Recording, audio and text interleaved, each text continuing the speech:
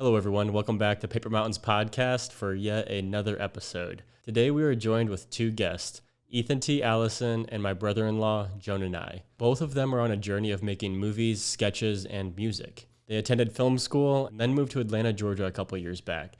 They have just been trying to stay creative in this crazy life, which I can personally attest to can be very difficult at times. Since moving to Atlanta, they have collaborated on multiple sketches, all of which can be found on the Ethan T. Allison YouTube channel. And they are here today to promote their Seed and Spark fundraiser, of which they're looking for supporters to help make their new film Busker Bill. So after listening to this episode, be sure to go to Seed and Spark to help fund their movie. As of today, they're just over 40% to their 6,000 goal, and they have 30 more days to reach that goal. I've read the script. It's an awesome screenplay, and I want nothing more than to experience their film on the big screen. All of the links are below in the show notes. Please welcome Ethan T. Allison and Jonah and I. Well, thanks for having us, Jacob Willie. Thank you for having us, Jacob Willie. We really appreciate it.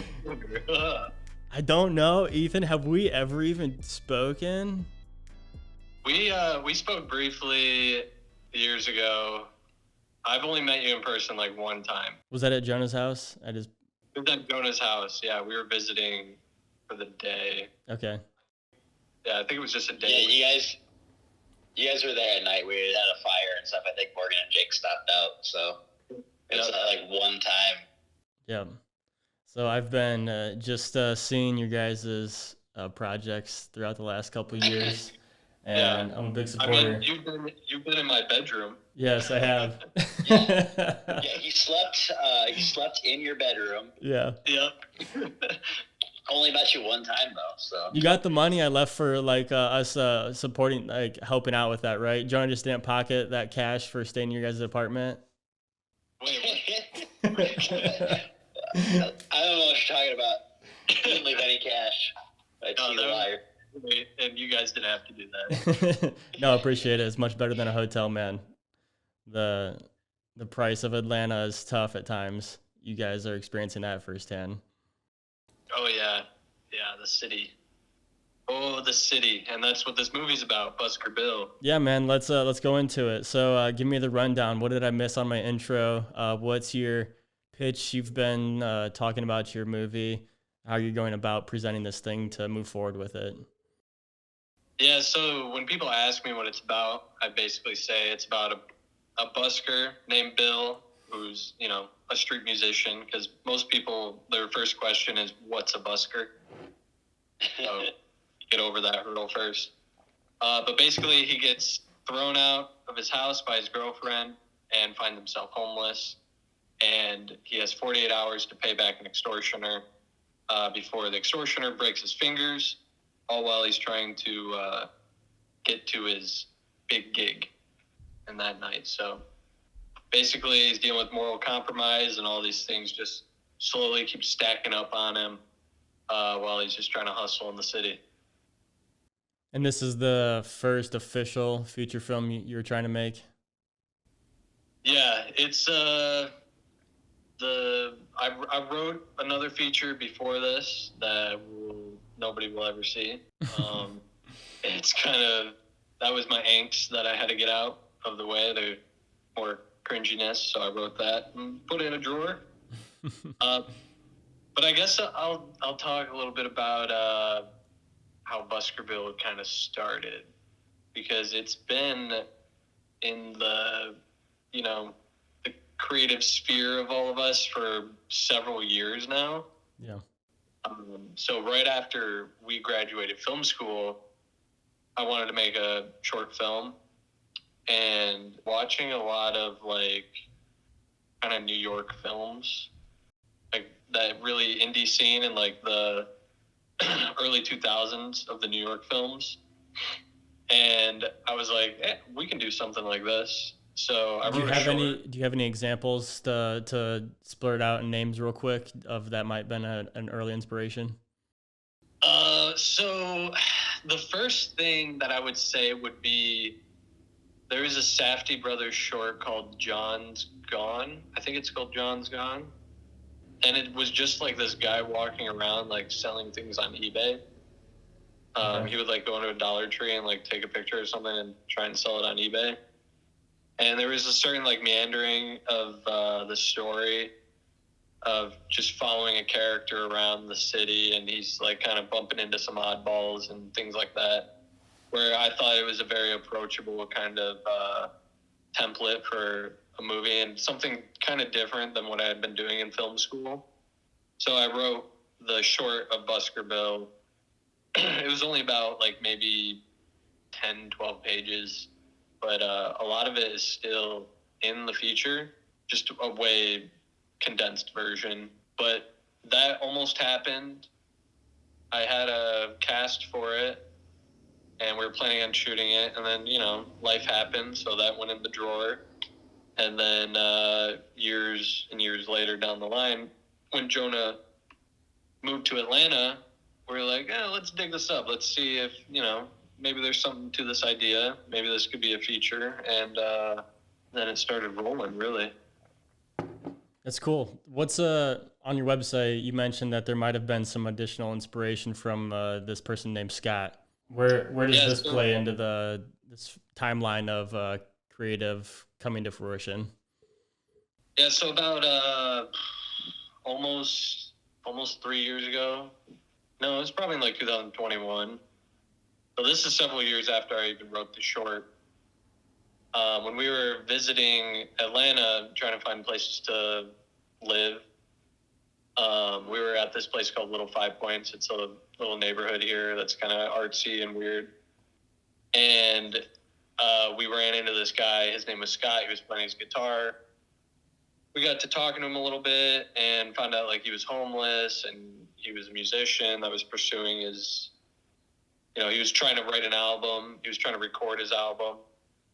And he didn't ask us for any money or anything like that. He just came up and said, hey, can I play you this song I've been working on? I was like, yeah, sure. And then throughout like the week that we'd stay there, we'd come back and we'd see him more and more. And eventually we got to sitting down at a bar, drinking beers and talking about his life and stuff. So that was kind of another little seed that was planted in my head and made me think of this short that I'd written. Mm-hmm. And kind of like meeting this guy was like, oh, these people are real. Like there's people like this out there, and maybe this story is really could be quite relatable if I expanded on it. And so I slowly just started building more ideas, and then that's kind of like the gap area of when then Jonah moved, and then I started talking about it with him, and then we would just stand in his kitchen late at night and talk about ideas for it, and you know, he'd bounce stuff out of me, and I would maybe put an input here and there about, you know, different wacky things that could happen. And he would go in and he'd write it all down like a night, and he'd show it to me. I'm like, well, that's awesome. Can't believe you did that. That's cool. Yeah. And then he'd be like, how about a masturbating hobo? How about we put that? Yeah. How can we put a masturbating hobo into this? And he was like, dude, I got it. Good work, Tony. I swear. Nice. I mean, I know that from me, I don't want to give anything away from like the plot and your guys' vision, but I know personally from my experience, like seeing street musicians is always like tough for me because I'm a very, very mediocre guitar player. And every time I see somebody who has the balls to play on the street, you got to have at least some level of respect for it. And I most feel bad most of the time because people just walk by with their lives and just don't pay any attention to these people. And it's like, dude, it takes so much guts for somebody to just go out in public and play music. And you guys might be able to attest to this a little bit from your experience yesterday. I saw you guys were doing a little bit of promo for the video, and you guys were out playing some music. And it's got to be a tough life. So, I mean, there's definitely some relationship to be had with this character you guys are creating. So, to sidestep to that, Jonah, you are an aspiring musician, I would say. Is that fair? Is a fair comment? Yeah, that's fair. That's a fair comment. So aside from late night collaborations on ideas generation, how what's your involvement with this movie, and how do you feel about the character Bill that you are soon to be portraying? Well, I remember it back when he had first written the short script, and I was living back in Ohio at the time, and he's like, "Hey, I got this thing," and I hadn't really acted in anything up to then. He's like, "I'd love you to be in this short film." And I'm like, "Yeah, this sounds awesome. Love to get any excuse to play music and also, I mean, just anything where I can be involved in something creative is great. I love to be part of the process. But as that kind of fell to the wayside, never really happened that time. But as we started talking about it again, I got really excited about the idea of digging back into that character, especially on a deeper level. And as far as I'm not really an actor, but as I've been here, I've been doing more and more with just the sketches we do and stuff. And I mean, most of that is we go in with a basic framework and it becomes more improvisational, and half of it ends up on the cutting room floor. But yeah, I've kind of developed more of a love for it over the past year or so, to where I feel more comfortable in front of a camera now. Sometimes it takes a minute. Ethan's got to yell at me a little bit and get me angry, and then I can get into it. Ethan gets me as a director. He knows how to push my buttons just right.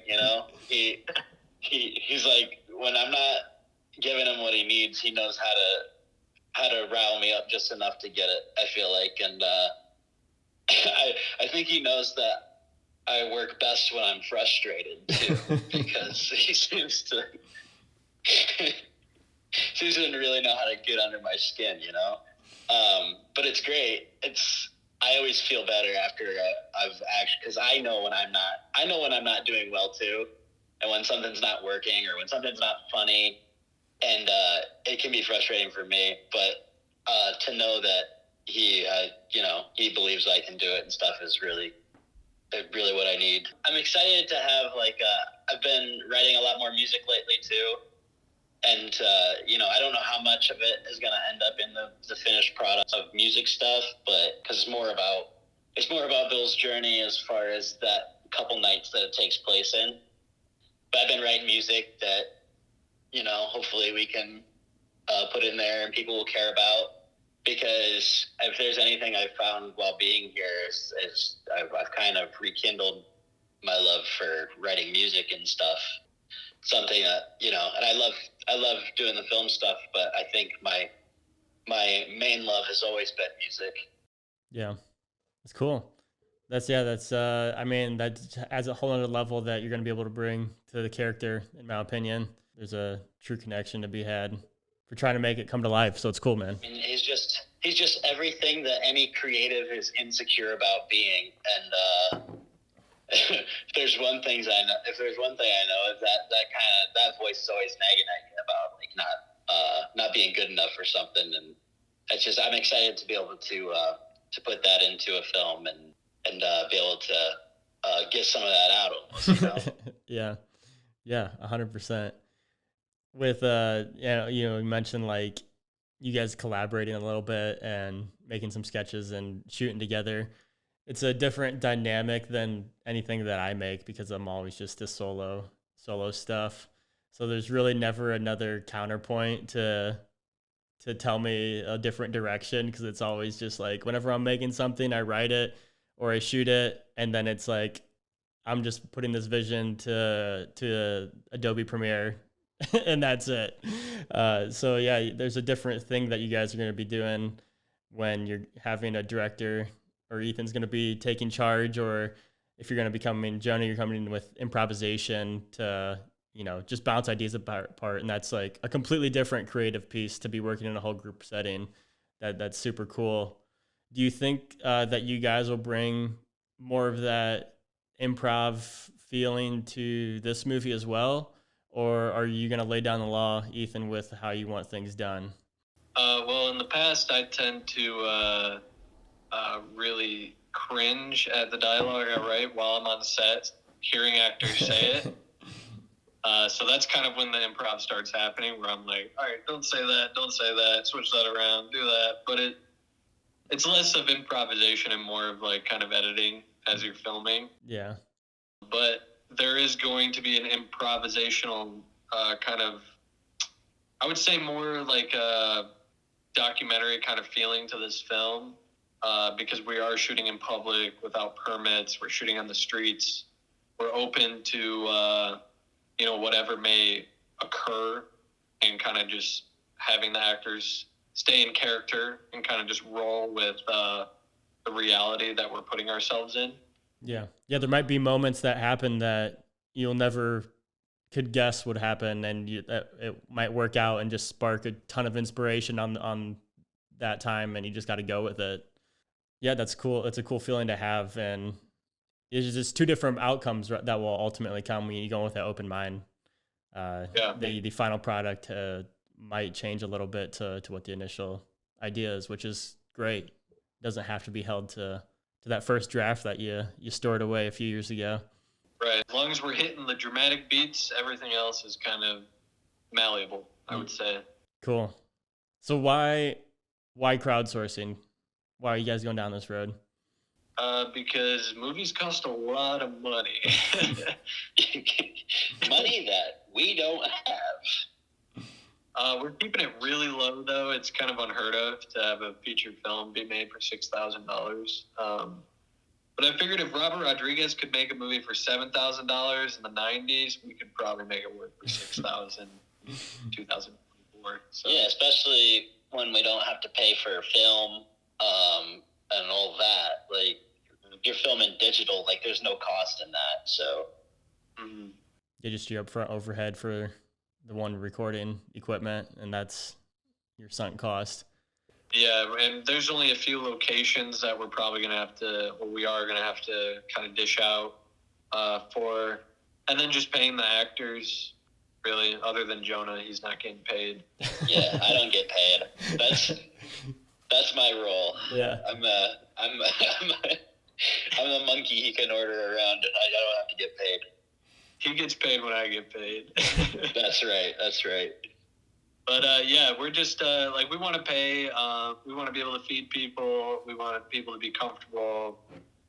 We have an actor coming in from out of state, a couple crew coming in from out of state.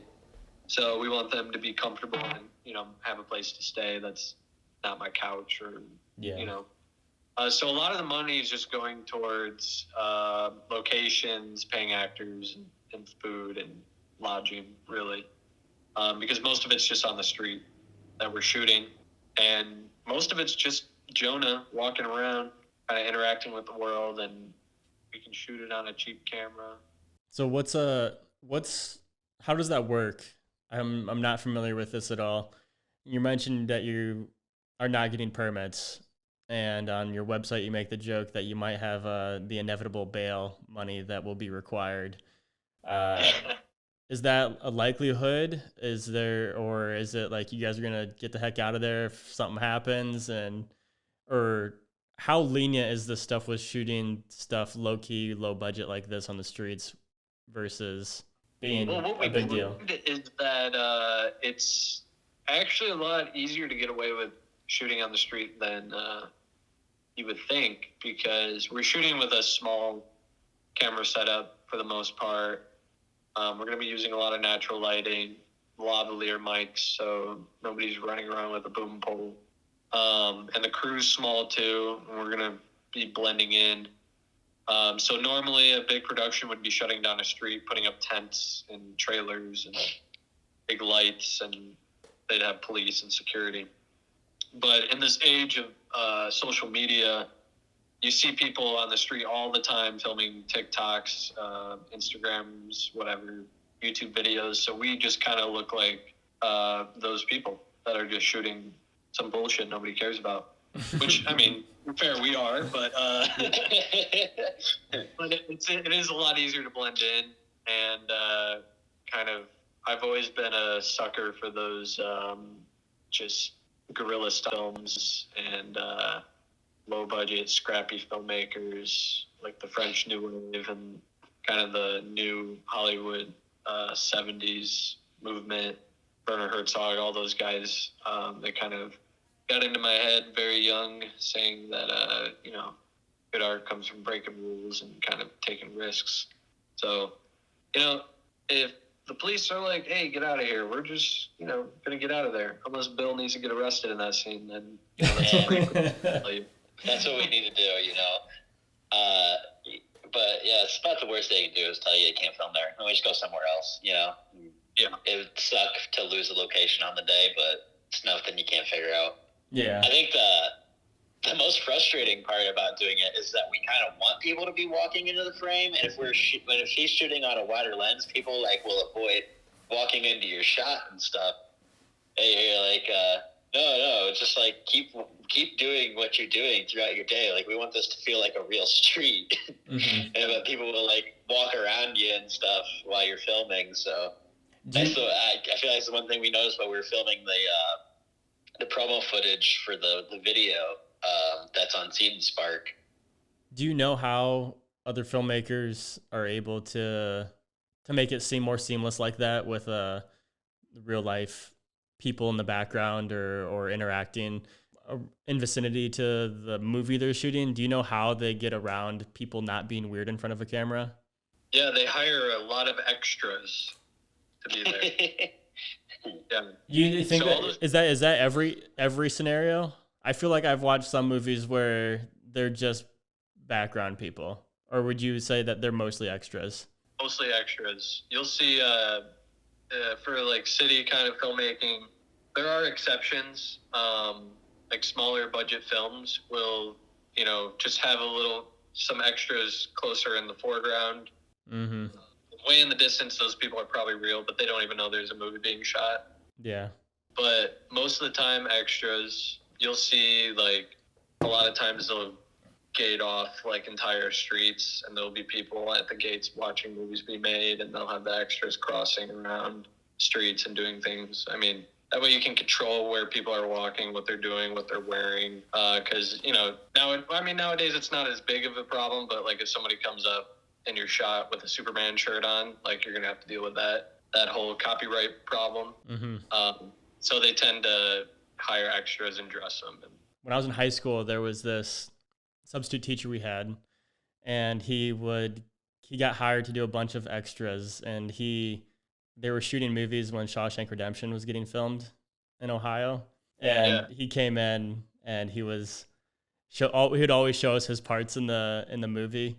And he would just say extras keep getting asked back to come do movies if you don't show your face, because you want to be as inconspicuous as possible, because you don't want to subconsciously get in people's awareness level and be like, hey, that guy looks familiar for some reason. He said so he would always make sure he would have his back to the camera, and then they were like, dude, this dude's awesome. Come back keep doing more movies, because nobody knows who you are. There's just so many movies that I've watched that it's hard to tell for me sometimes that man, this seems so low budget. Was that just a random person to walk in front of the screen and they just went with it? But I guess I would never know if it was just an extra either. Yeah, it's there are recent movies that still do that kind of stuff. I think even Uncut Gems, they were kind of shooting on the fly. Yeah, there's moments in it where you can see people realizing that Adam Sandler is there in front of them if you're paying close enough attention, where they're like, Yeah, you got a big star. And there's probably ways you guys could maybe hide the camera a little bit too if you want people to not get as awkward. Try being a little more inconspicuous about it. All right, sorry, we went down a rabbit hole on on some of that stuff. So you talked about early inspiration, a lot of movies. Ethan, why are you going down this path of filmmaking? Why is this a diehard position that it seems like you're taking it, or there's no other path? How did you get here? What has led you to this moment? That's a question right there. You mean you haven't seen Incredible Hulk versus Iron Monger? Ever since I was a boy. Yeah, no, really. Ever since I was a little kid, I loved movies. I was obsessed with them.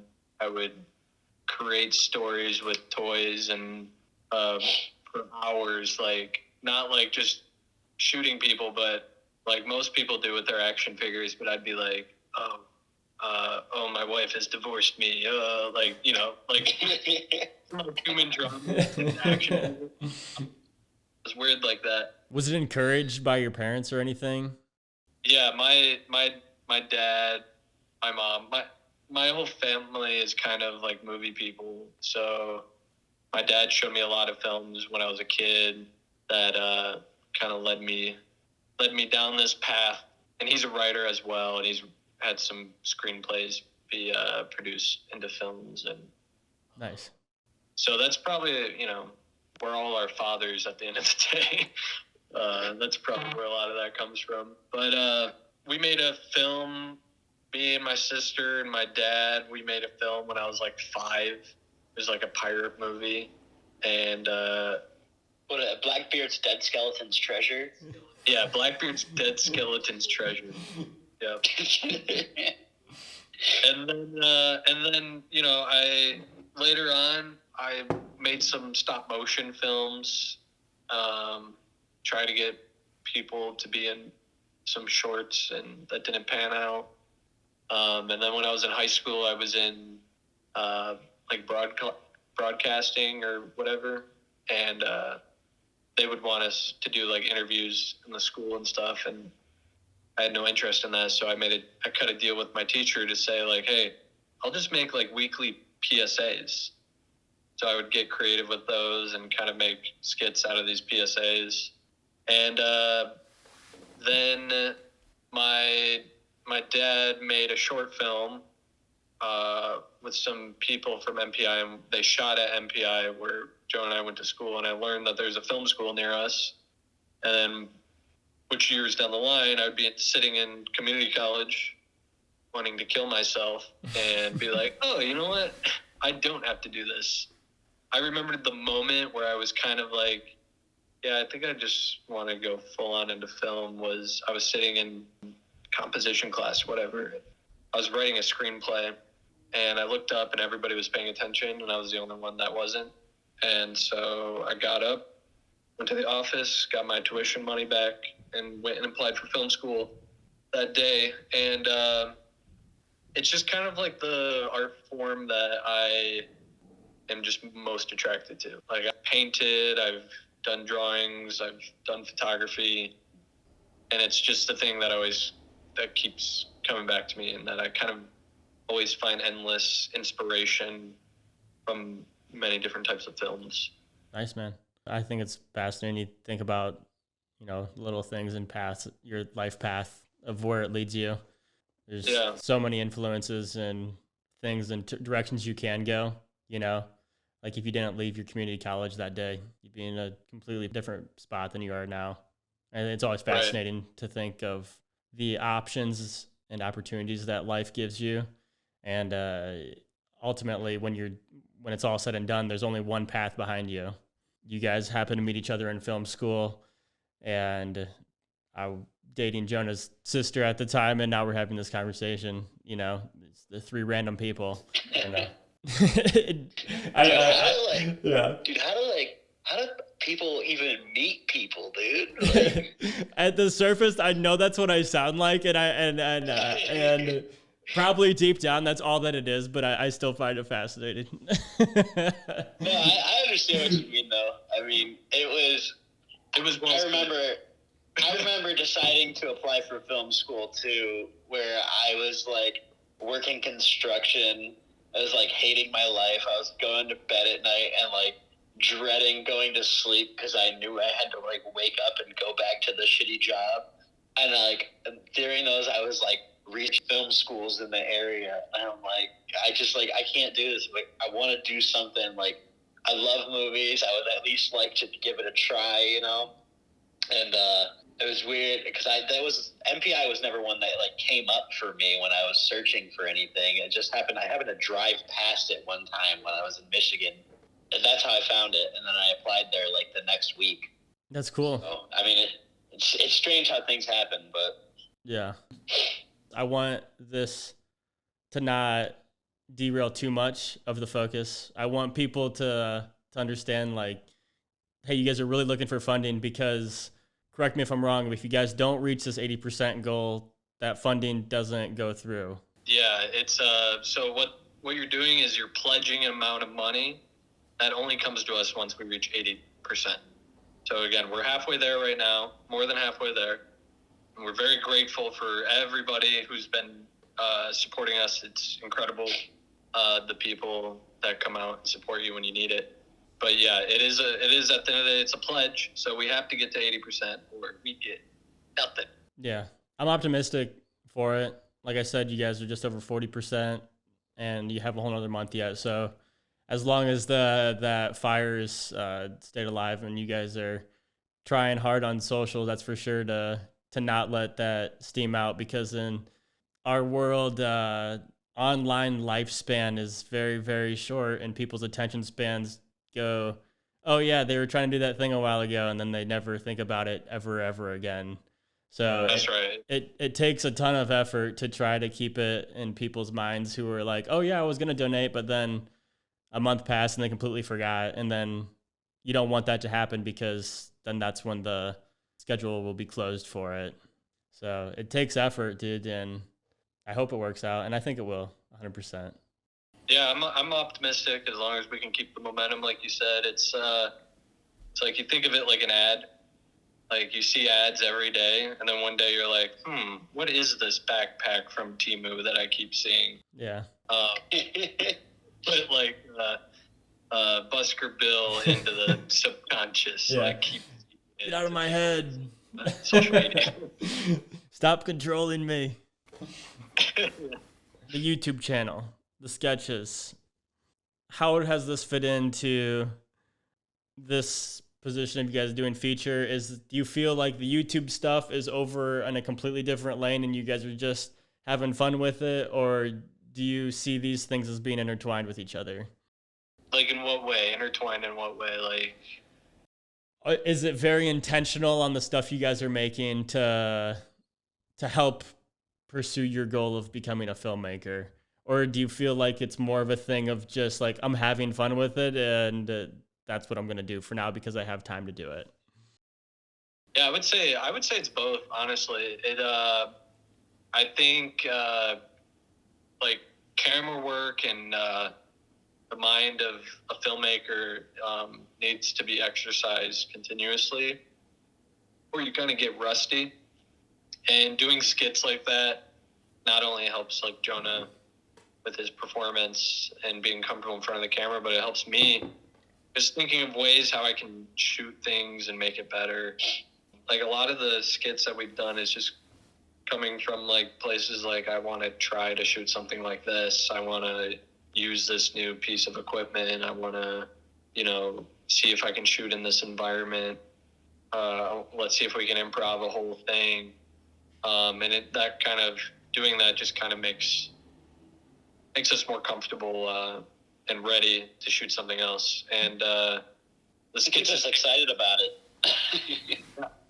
Yeah. And I think the skits kind of just came out of a necessity to continue to create things without the bigger commitment of time and everything else that comes along. Yeah. It's like you can still feed that fire that you want to make something, but like a lower level commitment. Okay. Right. Sounds like you guys are also intentionally using it as a tool to get better. Yeah. It's like, hey, what are things that we can do different this time, that just skills that you'll learn? And plus just to exercise like funny, because everything I made before was like super serious in tone at least. So that was just kind of a way to kind of work the comedic muscle and get comfortable with that, and be able to tie that into kind of drama, because I think both of those intertwined are where the juice is at.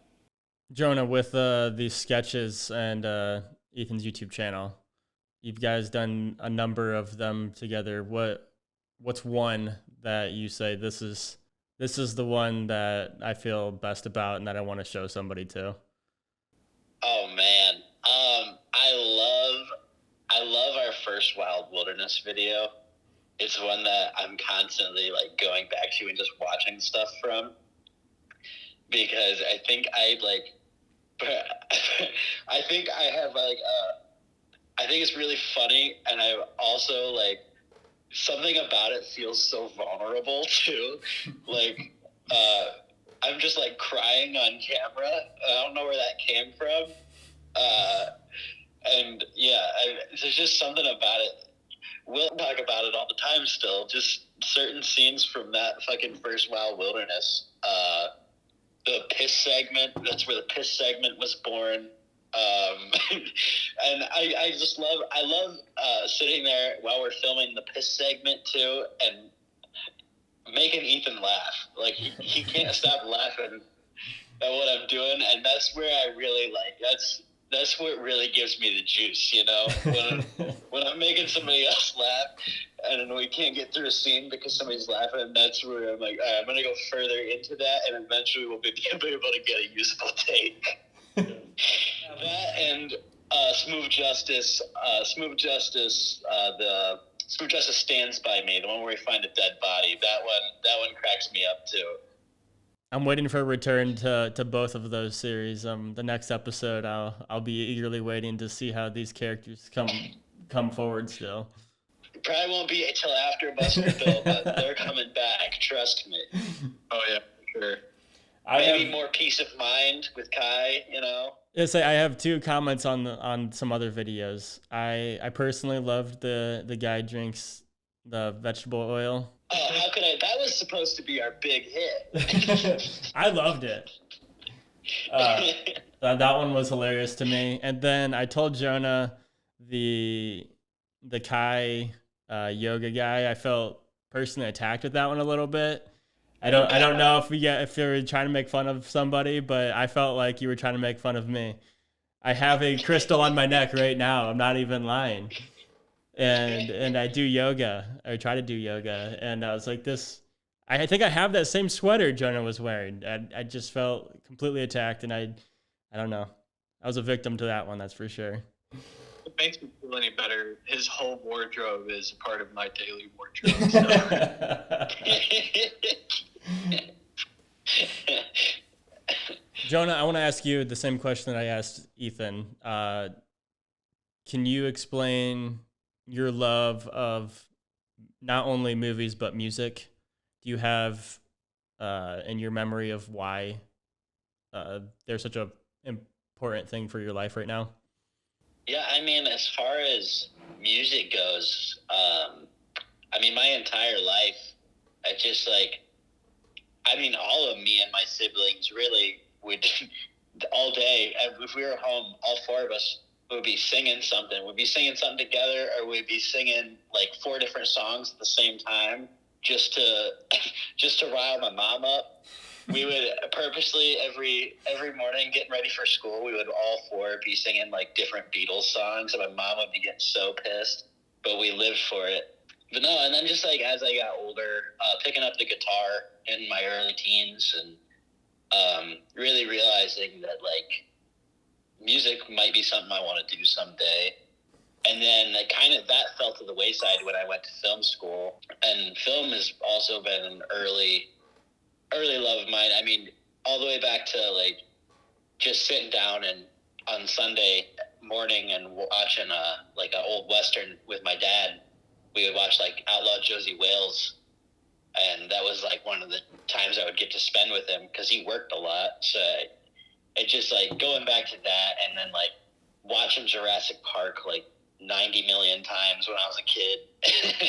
And still to this day I watch it like multiple times a year, and just thinking like, man, like it'd be awesome to be involved with something like that. And like as a kid you don't really understand what goes into making a movie. Then like as you get older, you know, you realize like, the director's not like doing everything behind the camera and stuff. He's just kind of there to convey his vision to other people that are working on it and stuff. I've always wanted to do something creative, I guess. And then like after film school, moving back home and really finding a love for music again too. And I'm just excited that now I get to kind of pursue both of those things while I'm here. Yeah. Yeah, I mean, it's all down to just what I was doing when I was a kid. And I've always I was never like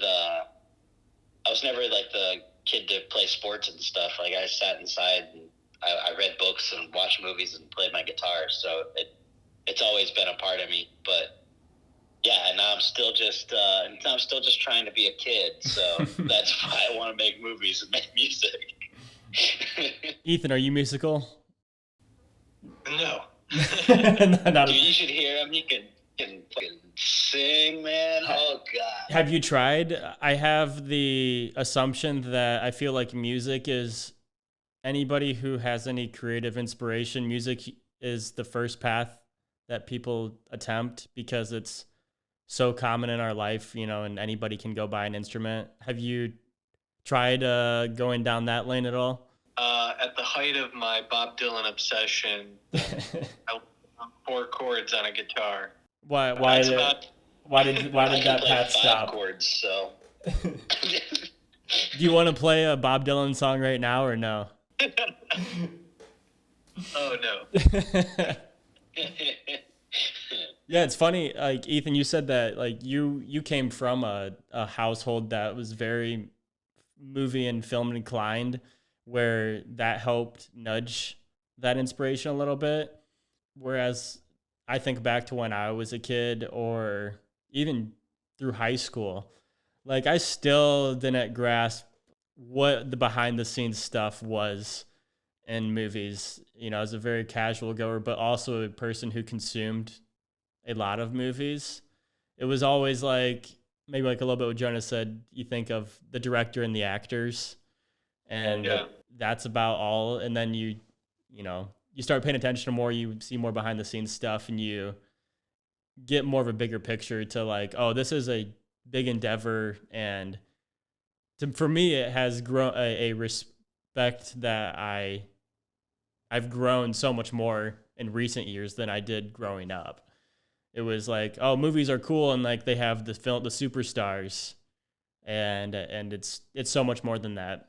Yeah, I was a weird kid. I was listening to the director's commentary on Spider-Man 2, when I was 10 years old, and watching the scenes of Indiana Jones, and I always loved that stuff to see how they made that all the movies. Yeah, it's cool. I mean, there's always a reason for it, and you had a little bit of help, it sounds like, from your parents to be like, hey, this like to help explain like what these things are, and it made you curious at an earlier age. Mm-hmm. We all know the landscape of movies the last decade. Marvel movies, most recently for me, Dune, huge scale budgets, hundreds of millions of dollars. Why is a $6,000 budget movie important?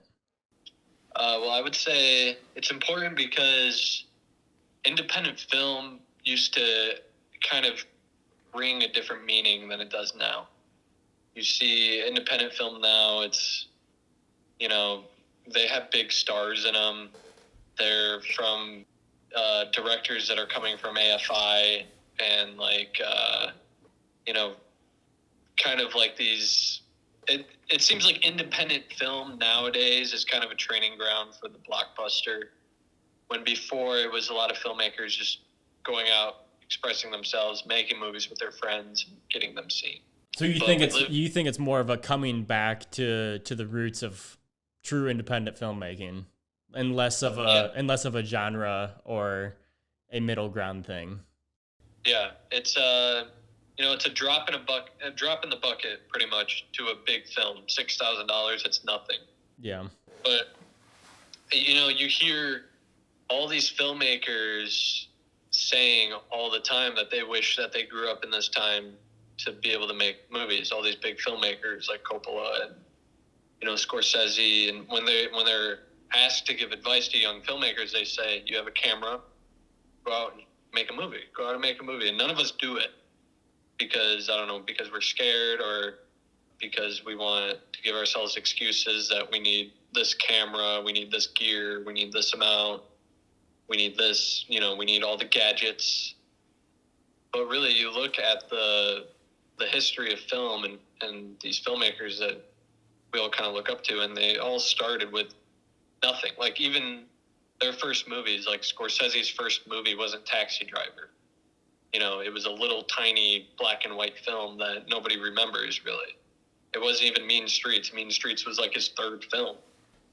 And like you have Kevin Smith who made Clerks for 20 grand in the 90s, and he spent that all on film and getting it processed and getting a editing machine. And now we live in the digital era and you can make that for way less. And I think that there's less people kind of taking that risk. And I mean, it is scary and it seems quite impossible, if I'm being honest with myself, but I think why not try it? Why not do it?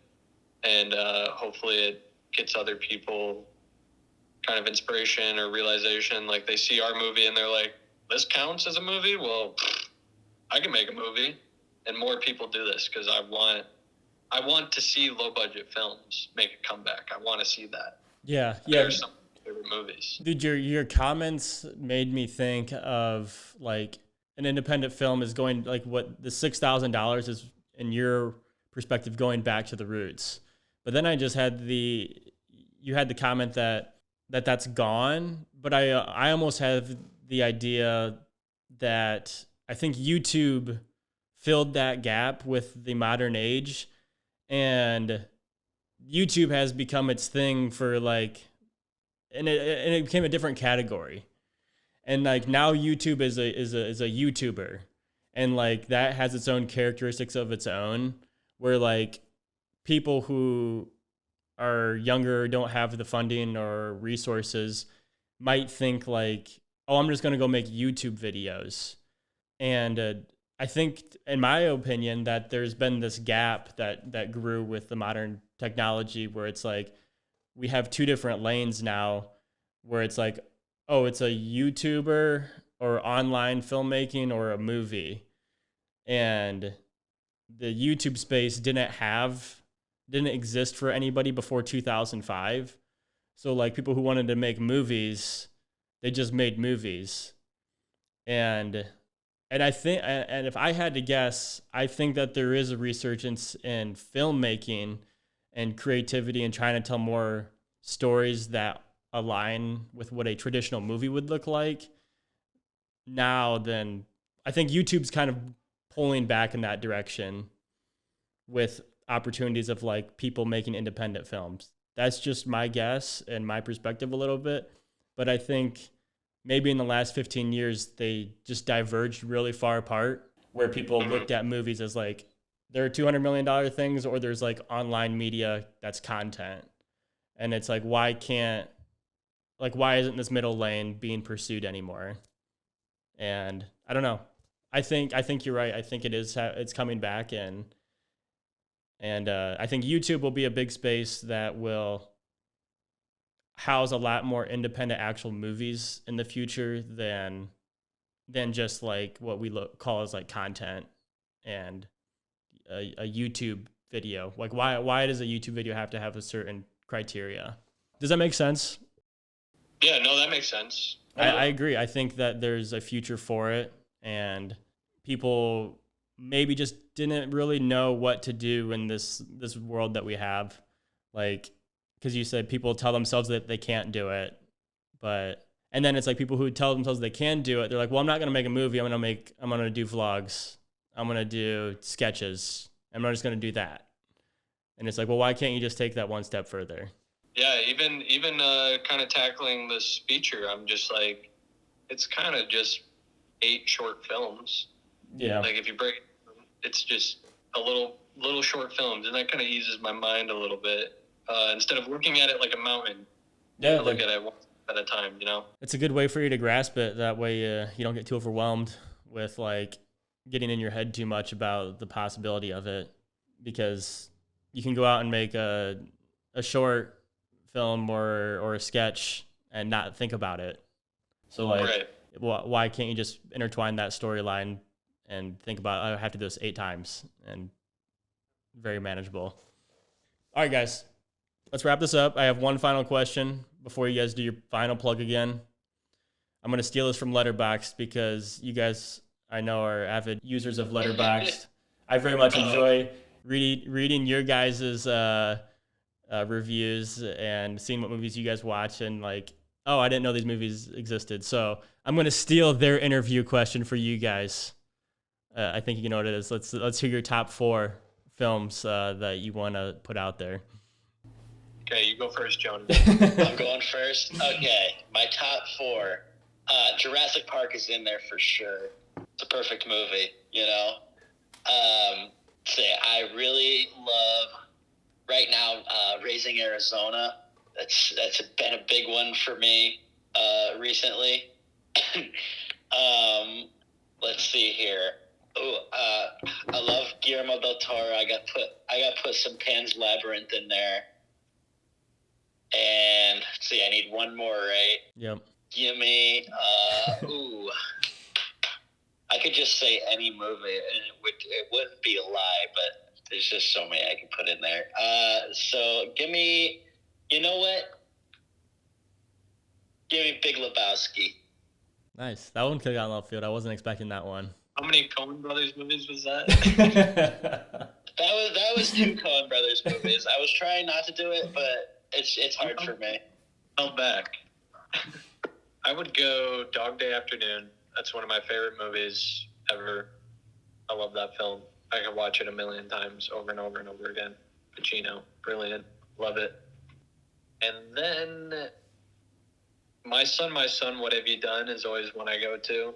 I always try to get people to watch that film because I feel like just nobody talks about it, and it is such a strange, just a weird movie. I watched that one with Jonah. I watched that one with Jake. Yeah. I felt very uncomfortable. I don't know. Somebody just tore into my soul with that movie, and it just makes you feel terribly uncomfortable. It's also hilarious to me. Yeah. It's very funny. Yeah, I love that movie. One of my favorite Herzogs. And then, I guess I'll go Paris, Texas. I love Paris, Texas. Such a great movie. The landscapes, the way that the landscapes are shot in that movie are just incredible. And the colors and just the understated performances and the music and just a perfect movie for me. Wow, there's so many movies. You know it's Jaws. Yeah, Jaws. I'll do Jaws. Let's do Jaws. Jaws, best movie. So Jaws is like as good as movies get.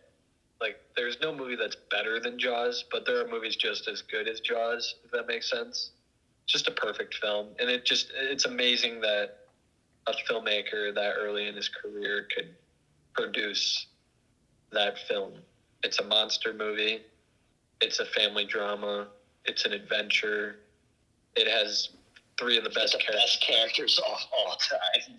Incredible. I mean, I could watch that movie over and over again. It's a great movie. I have to go back and watch Jaws because I don't think I've watched it in, 18 years. I can't even remember, like, aside from the monster part of it, I couldn't break down anything about it. You are gonna love Jaws. It's impossible not to love. It's an incredible film. I would like to retract Big Lebowski. I would like to put Heat on there. I think I'm replacing it with Heat. Which one's Heat? Pacino, De Niro. Oh man, I love Heat. I never watched that movie. It's like 3 hours long, but you gotta do it. It's great. It's a great movie. Okay, I lied. Thanks, guys, for your top 4. I do have one more question because it's been bugging me a little bit. Ethan, what's your fascination with the Twilight Saga? What do you mean? Because I've vlogged it a million times on Letterboxd? Yeah. It's not my fascination. It's my girlfriend Savannah's fascination. Hey, there's no such thing as a guilty pleasure. It's fine, man. Listen, dude, I recently dipped my toe into the water of the Twilight movies. I gotta say, I'm kind of into it. They're not good, but there's something kind of compelling about them. Yeah, the first one is hilarious. And yes. There's some brilliant stuff in New Moon. Like there's a depiction of depression in New Moon that is fantastic. I will say that. But yeah, I've seen those movies more than some of my favorite movies just because I'm constantly on in our house. So.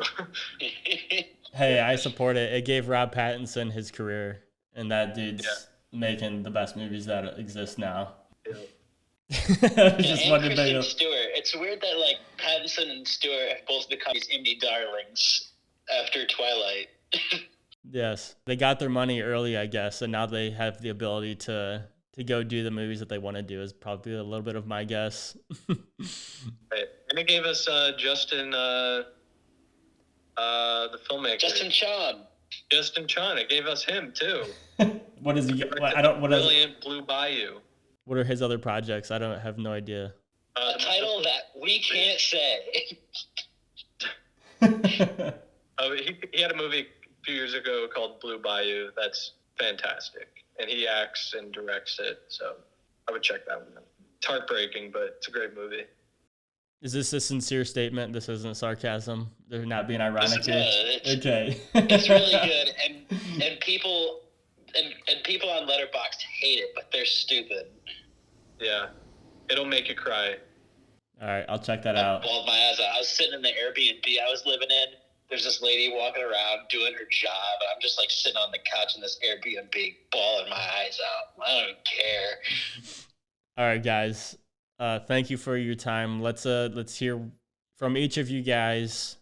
Put on your salesman hat, your pitch hat, and can each of you guys make one final statement for Busker Bill and why people should help support, make this thing come to fruition?